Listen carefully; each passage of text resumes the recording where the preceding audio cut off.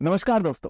आज की वीडियो काफी इंटरेस्टिंग होने वाली है बिकॉज आज हम डिस्कस करने वाले हैं रशिया के प्रेसिडेंशियल इलेक्शंस के बारे में। और रशिया के पॉलिटिकल सिस्टम में प्राइम मिनिस्टर से ज्यादा ताकत प्रेसिडेंट को दिया जाता है।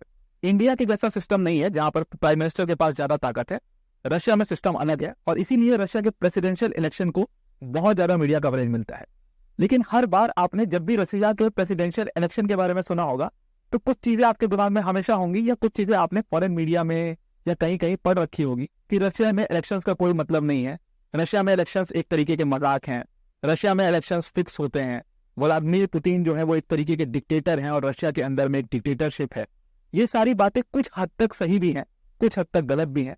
और आज इस वीडियो के अंदर में हम यही चीज डिस्कस करने वाले हैं कि रशिया के अंदर जो इलेक्शंस होते हैं बेसिकली उसके क्या डायमेंशंस है, उन इलेक्शंस को फिक्स आखिर क्यों कहा जाता है, रशिया के अंदर में व्लादिमीर पुतिन की क्या अहमियत है पूरे पॉलिटिकल सिस्टम को चेंज करने में। तीसरा डायमेंशन बहुत इंपॉर्टेंट है इस वीडियो का, जहां पर हम डिस्कस करेंगे कि ये इलेक्शन जो है उसको इतनी ज्यादा मीडिया कवरेज क्यों मिल रही है और ये इलेक्शन से रशिया यूक्रेन के वॉर पर क्या इंपैक्ट पड़ेगा। देखो, जियोपॉलिटिक्स के अंदर में किसी भी चीज जो होती है उसके पीछे एक बहुत एब्सोल्यूट रीजन होता है।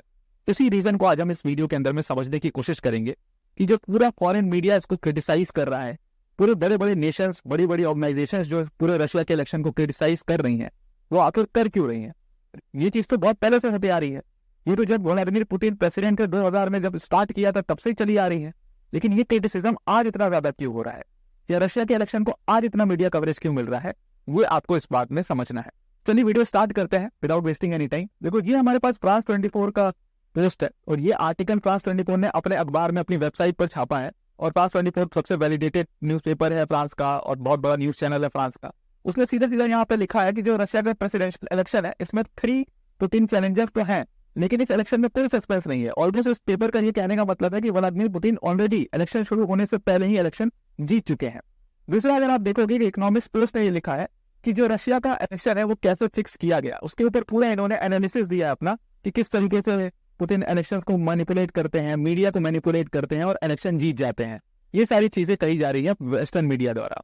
दूसरा, आप देखोगे हर पेपर, ऑलमोस्ट हर ऑर्गेनाइजेशन ने क्रिटिसाइज किया है रशिया के इलेक्शन को। ये न्यूज़ सीधा ये कह रहा है, ये आर्टिकल सीधा ये कह रहा है कि जो इलेक्शन होने वाले हैं 15 से 17 मार्च को रशिया के अंदर में, वो इलेक्शन में कोई डाउट ही नहीं कि कौन जीतेगा। ऑलमोस्ट व्लादिमीर पुतिन वो इलेक्शन जीत चुके हैं और एक लैंडस्लाइड विक्ट्री उनके लिए पूरी इंपॉर्टेंट है और ये लैंडस्लाइड विक्ट्री भी पुतिन जो है वो हासिल कर लेंगे।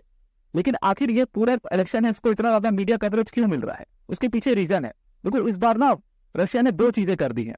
एक तो जितना यूक्रेन का पार्ट इन्होंने कब्जा किया था, रशिया ने ये अनाउंस कर दिया है कि उस कब्जे किए हुए पार्ट पर भी रशिया इलेक्शंस करवाएगा और ये बहुत बड़ा कंट्रोवर्शियल चीज हो गई है।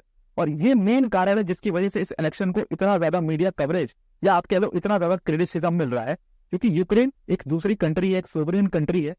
और यही क्वेश्चन किया जा रहा है कि आप उसके ऊपर जो अब उसका पार्ट आपने कब्जा करा हुआ है वहां पर आप इलेक्शन कैसे करवा सकते हो। और ये हंसी वाली बात है ना कि वहां पर पब्लिक है ही नहीं, वो है ही नहीं, वहां पर सिर्फ आपके रशियन सोल्जर्स हैं। तो वो रशियन सोल्जर्स किस तरीके से, क्या वही रशियन सोल्जर्स आपको वोट देंगे? तो जाहिर सी बात है वो व्लादिमीर पुतिन को ही वोट देंगे। तो ये क्या बकवास चल रहा है रशिया के अंदर में, इसलिए इसको क्रिटिसाइज किया गया है। दूसरा पॉइंट ये है कि इस बार रशिया यूक्रेन की वॉर की वजह से एक बहुत बड़ा टर्नआउट देखा जा रहा है। जो हमेशा रशिया के अंदर में 2018 में जो इलेक्शन हुए थे उसमें 67.5% वोट्स गिरे थे, ये टर्नआउट था, यानी कि 70 to 80 मिलियन लोगों ने वोट दिए थे। लेकिन इस बार ऐसा माना जा रहा है, जितनी रिसर्च के द्वारा आई है रिपोर्ट्स, कि इस बार ऑलमोस्ट 110 मिलियन लोग वोटिंग करने वाले हैं। और ये वोटिंग टर्नआउट एकदम से कैसे बढ़ेगा, इसका बहुत बड़ा रीजन रशिया यूक्रेन का वॉर है। और वो इलेक्शन डिसाइड करेगा कि रशिया यूक्रेन के वॉर में पुतिन के साथ जनता है या नहीं है। और ये चीज कैसे डिसाइड होगी, क्योंकि ऑलमोस्ट पुतिन तो जीत ही चुके हैं ऑलरेडी, सारा कुछ फिक्स है जब कहा जा रहा है। तो ये चीज डिसाइड कैसे होगी वो हम आगे देखेंगे कैसे डिसाइड होगी कि पुतिन के साथ जनता है रशिया यूक्रेन वॉर में या नहीं है। अब अगर आप देखोगे पुतिन की अहमियत पूरे रशिया के पॉलिटिकल सिस्टम में, तो ओरिजिनली जो कॉन्स्टिट्यूशन है रशिया का उसको फ्रांस के कॉन्स्टिट्यूशन से उठाया गया एक तरीके से। बहुत ज्यादा फ्रांस के कॉन्स्टिट्यूशन से मैच खाता है रशिया का कॉन्स्टिट्यूशन। तो ओरिजिनली रशिया का कॉन्स्टिट्यूशन ये चीज कहता था कि कोई भी प्रेसिडेंट जो है वो 2 सक्सेसिव टर्म्स रह सकता है, यानी कि 2 लगातार बार रह सकता है और वो टर्म जो है वो 4 साल का होगा।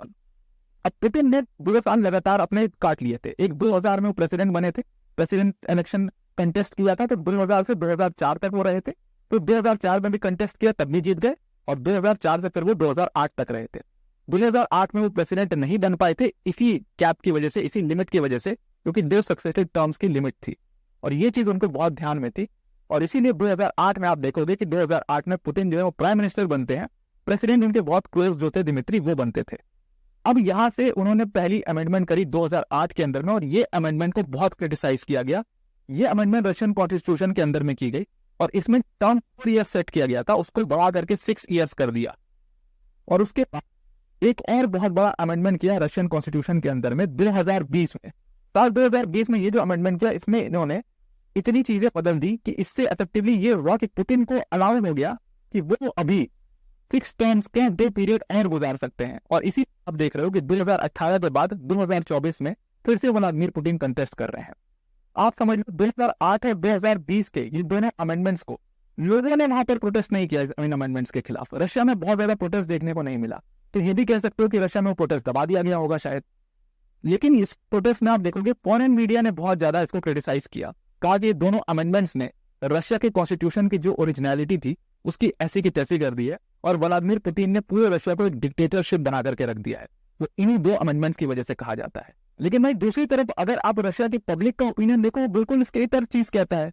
रशिया में अगर आप वोटिंग परसेंटेज देखो जो पुतिन को मिलते आए वोट, पहली बार जब उन्होंने साल 2000 में इलेक्शन लड़ा तो उनको 53% वोट मिले थे, which is a big number. But जब उन्होंने दूसरा इलेक्शन लड़ा साल 2004 में तो उनको 71 ऑलमोस्ट 71% वोट्स मिले। और वही 2018 में ये जो वोटिंग परसेंटेज और बढ़ करके 76% के करीब हो गया। तो ऑलमोस्ट 70 to 80% के बीच में व्लादिमीर पुतिन को वोट मिलता है, which is a huge number. एक कंट्री में जितना वोटिंग टर्नआउट हो रहा है उसका आप समझ लो 76% एक लीडर की फेस वैल्यू पर दे दिया जाता है। दैट मीन्स वहां की जनता बहुत हद तक पुतिन के जो थॉट्स है, जो व्यूज है, जो आइडियाज है उसके साथ अलाइन करती है। तो बाहर की फॉरेन मीडिया की क्रिटिसाइज करने से या बाहर की फॉरेन मीडिया की कुछ व्यूज देने से बहुत ज्यादा फर्क जो है रशिया के प्रेसिडेंट को नहीं पड़ता है, क्योंकि इंटरनेशनल कोर्ट ऑफ जस्टिस ने तो इनको टेररिस्ट घोषित किया हुआ है। लेकिन then also is going to Saudi Arabia, so these things don't hurt so much. अब ये पुतिन के फेवर में चीजें कैसे होती हैं आप समझना इस चीज को। Putin has always been a nationalist leader और ये रशिया यूक्रेन का वॉर इस इलेक्शन के ऊपर बहुत बड़ा इम्पैक्ट डालेगा और वो इलेक्शन का रिजल्ट भी रशिया यूक्रेन के वॉर के ऊपर बहुत बड़ा इम्पैक्ट डालेगा। कैसे डालेगा आप समझने की कोशिश करना। जब किसी कंट्री में वॉर होता है तो नेशनलिज्म की भावना वहां के लोगों में बहुत ज्यादा बढ़ जाती है। जैसे आप देखो इंडिया के अंदर में 1965 में लाल बहादुर शास्त्री जी के साथ सेम चीज हुई थी। बहुत एवरेज टर्म रहा था उनका एज अ प्राइम मिनिस्टर, लेकिन वॉर जीतने के बाद वो रूलिंग पार्टी के फेवर में आ गया पूरे वोट टर्नआउट, क्योंकि इंडिया ने पाकिस्तान को हरा दिया था 1965 के वॉर में और उसका फायदा रूलिंग पार्टी को हुआ। तो ठीक उसी तरीके से रशिया यूक्रेन की वॉर की वजह से कहा जा रहा है कि जो नेशनलिज्म की भावना है लोगों की वो अपने पीक पर है और लोग व्लादिमीर पुतिन को ही विलेट देंगे बिकॉज वो प्रो वॉर लीडर है।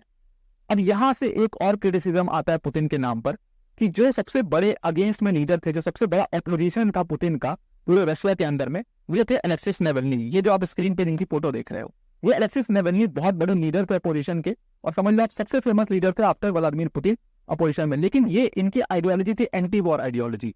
ये वॉर के बारे में बिल्कुल नहीं मानते थे। जो रशिया के ऊपर, रशिया ने यूक्रेन के ऊपर अटैक किया, ये इसके बिल्कुल फेवर में नहीं थे। इन्होंने बहुत ज्यादा क्रिटिसाइज किया था अपने पेपर्स में, अपनी राइटिंग्स में, अपने स्टेटमेंट से।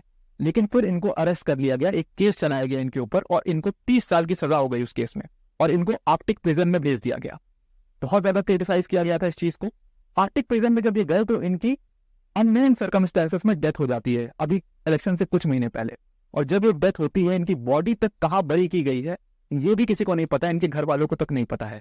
और ये सारी इतनी कॉन्ट्रोवर्शियल चीज होती है तो ये ऐसे ही तो नहीं हो जाएंगी, कुछ रीजन होगा इसके पीछे। इलेक्शन एक बहुत बड़ा कारण था और इसीलिए इस पूरे इलेक्शन को इन पॉइंट्स पर बहुत ज्यादा क्रिटिसाइज किया जा रहा है कि एक तरीके से व्लादिमीर पुतिन ने अलेक्सिस नावल्नी की आइडियोलॉजी से डर करके उनको मार ही दिया, उनको खत्म ही कर दिया, उनको गायब ही करवा दिया। कोई नो हाउस नहीं पता है कि एक्चुअल में है कहां पर। और वो बहुत बड़ा कारण है कि फॉरेन मीडिया बहुत अनपॉपुलर ओपिनियन रखती है व्लादिमीर पुतिन के खिलाफ।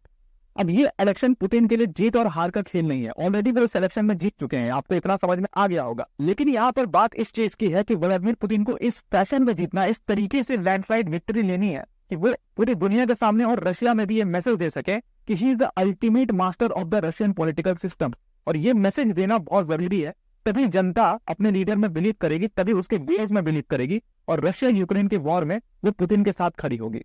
इनिशियली कहा जा रहा था कि जब ये पूरा वॉर शुरू हुआ था, इनिशियली ये कहा जा रहा था कि यूक्रेन का जो वॉर है ये एक्चुअल में रशिया का वॉर है ही नहीं, ये व्लादिमीर पुतिन का वॉर है।